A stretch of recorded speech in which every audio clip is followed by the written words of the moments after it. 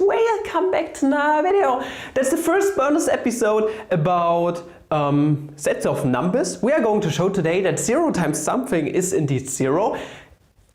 It may seem kind of obvious, but it's not too obvious because you basically have to show it in normal case using the field axioms, for example. So meaning we are going to make use of the basic rules of the sets of numbers that we have explored before, and then we can actually derive stuff from it. So 0 times something is 0, and after that negative times negative is positive. Before we have already shown that negative times positive is negative.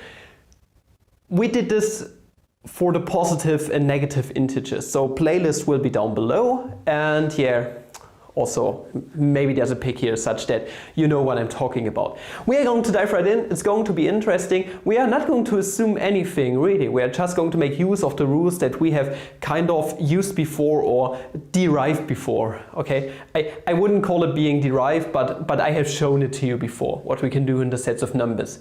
So 0 times something. We are going to make use of just regular numbers, for example 3 and 5, and after that you can just plug in a and b, for example, to make it more rigorous, to make it a generalization basically for all positive a and b or negative a and b, blah blah blah. So let's say we want to find out what 0 times 3, for example, is. 0 times 3, one could say if you don't have any apple, if you have 0 times 3 apples, then you don't have any apples. Well, this is right, this is analytic apple theory, but we want to prove it. Now, there's one cool thing about the 0, namely, you can add a 0 to something and it will stay the same. If I don't add any apples to your pile of 3 apples, then you still have your pile of 3 apples. Meaning, we can rewrite the 0 as, well, adding 0 apples to 0 apples, so you don't have any apples. So if you don't have any apples, then you have 0 apples plus 0 apples, alright? Meaning, 0 is nothing but 0 plus 0 times 3. Making use of the associativity too. So I hope this does make sense. Okay, this is just what 0 is all about. It's the additive identity. Now we are going to make use of the distributive laws. Namely, we have 3 as a common factor. Let's pull it to the inside. And like I said before, we don't know what 0 times 3 is, so let's write it out for now. This is 0 times 3 plus 0 times 3. And now we are going to make use of the cancellation rule on both sides, alright? The additive cancellation rule, meaning we can just cancel out 0 times 3 on both sides, meaning overall that we have on this side, if we get rid of the 0 times 3, it's just 0, being equal to, well, 0 times 3 is going to stay where it is, and we are going to cancel one of this out. 0 times 3 is 0. You can replace the 3 by an 8, and then you are basically done. 0 times some number is just 0. And we are going to make use of this fact now when talking about why negative times negative is indeed positive. So let's say we have negative 3 times negative 5. And like I said, we are not going to assume anything. We are just going to make equivalent formulations. We are just going to rewrite an equation that we are going to have in a second equivalently each and every time. Now I hope you agree with me that if you have 1 apple, then you only have 1 apple. Alright? Meaning, if we translate this to this thing that we have here, negative 3 times negative 5 is nothing but negative 3 times negative 5. Okay? This is just a simple truth statement. And now we would like to make use of the cancellation rule backwards. Now that means we are not going to cancel anything out, we are just going to add some stuff to both sides, which we are going to make use of in a second. What we could add on both sides is, well, let's say negative 15 basically. How can we express negative 15? Well, I'll tell you how. Okay, this is just some algebra playing around, just some smart usage of school algebra basically. So at first we have negative 3 times negative 5. Nothing's going to change for that. It's also equal to negative 3 times negative 5.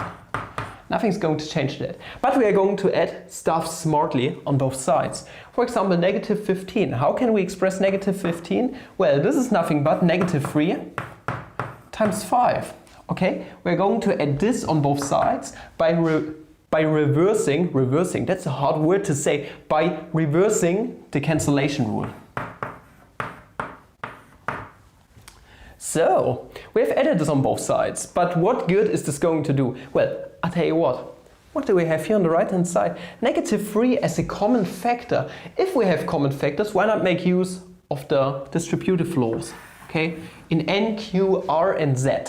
So if we factor out negative 3 as a common factor, we're going to get negative 3 times, okay, now we have parentheses negative 5, but the associative laws hold, so this is just negative 5 plus 5.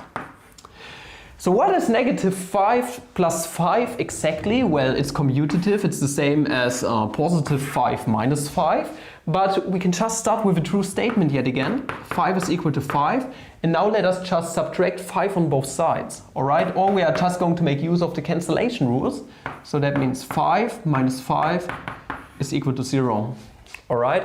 So yeah, just making use of the fact that we have an additive inverse to each and every number in Z, for example. Meaning, this thing is 0. 0 times something is just 0. So on the right hand side we are going to get 0 overall. So that's equivalent to saying we have negative 3 times negative 5 plus negative 3 times 5 being equal to 0. And now we are going to play around yet a bit more.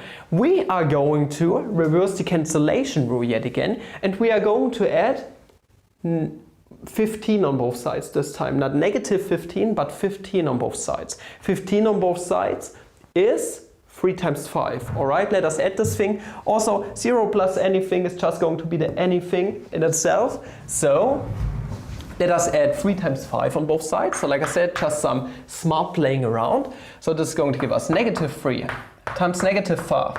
Nothing is going to change here. Plus negative 3 times 5. And now adding the stuff that I just said, plus 3 times 5 being equal to 3 times 5. And well, now, yet again, distributive laws.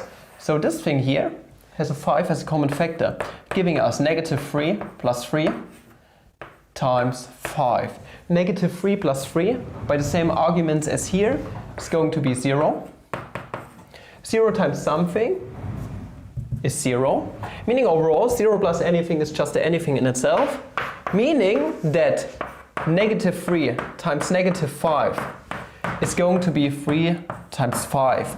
And then we are done. Replace the 3 and the 5 by some a and b. Really doesn't matter what they are. They could even be negative. Then we have the situation, for example, negative negative a is going to be positive a. Positive times negative is negative. We have proven this before. And then you are done. It's as easy as it is. It's just some adding and subtracting on both sides, cancellation rules, distributive laws, commutative rules, etc., and then we are done. I thank you guys for watching. If you enjoyed this video, please like, subscribe, and comment channel if you like. If you want to support channel a bit more, buy those don't be a third time derivative t-shirts I created, for example. Check out the main channel, and up until next video, I'm wishing you guys a flammable day. See ya!